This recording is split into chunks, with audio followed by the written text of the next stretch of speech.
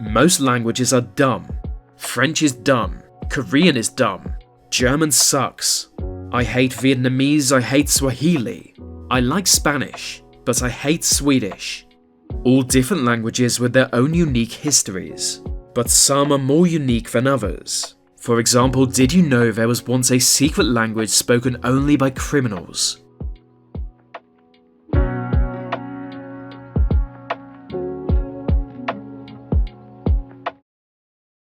In the mid-1500s, rumours spread of a secret network of criminals stretching across Europe. It was said they operated in broad daylight, communicating with their own language, known as Thieves' cant. At that point in history, police forces were not widespread. Law enforcement was typically carried out by guards and watchmen in big cities, but in rural communities it was often just angry peasants. Crime was rampant, so rampant people hired a type of bounty hunter known as a thief-taker. The problem is, thief-takers would sometimes turn to crime, realizing they were the only ones standing in their own way. So in the end, thief-takers had to be hired to go after other thief-takers. It was a real old lady who ate a fly situation. What I'm saying is nobody really knew what was going on. This eventually birthed a genre of book known as rogue literature. Authors purported to tell these stories and confessions of real-life criminals, going deep into the world of underground rogues. So for the first time, ordinary people got a look at the criminal mind. Or so they thought. There were no fact-checkers in the 16th century, and the public was pretty gullible. Remember that people were still being put on trial for being witches and werewolves. And I hate werewolves as much as anyone, but you get my point. According to many books, there were large societies of thieves and murderers, highly secretive for obvious reasons.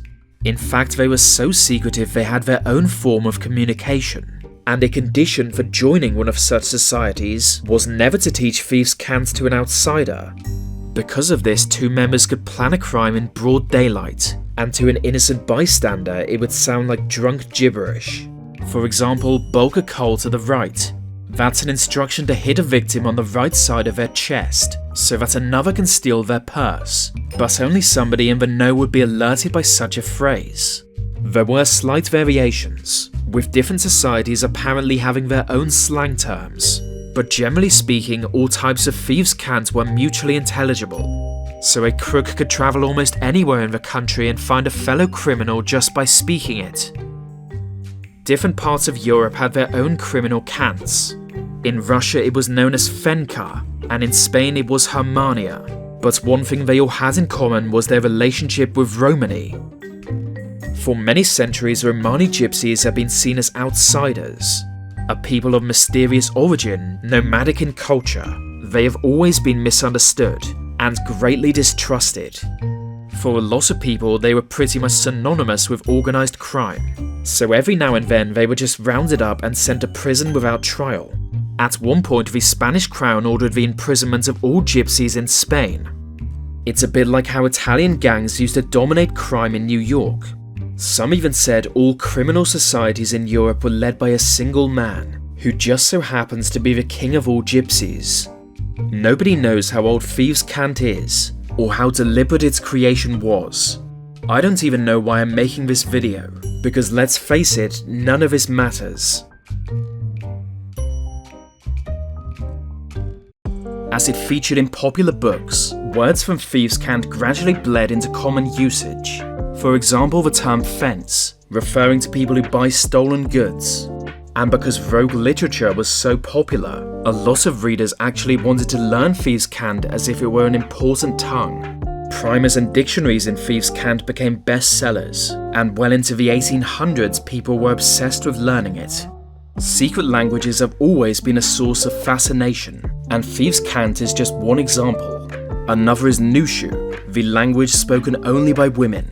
Developed at a time when women were banned from receiving education, it was primarily a written script. Only a select few women were taught to read it, and most writing was destroyed to avoid it being discovered. Because of this, few historical texts remain, but knowledge of the language was passed down for centuries, and only going into the 20th century did it start to die. Another example of a secret language is Kalawaya, today spoken by less than 100 people. This is because it is only taught to those wishing to become traditional healers, so very few people born into the Kalawaya community end up learning it. But let's be honest, Thieves' cant makes those two look very boring.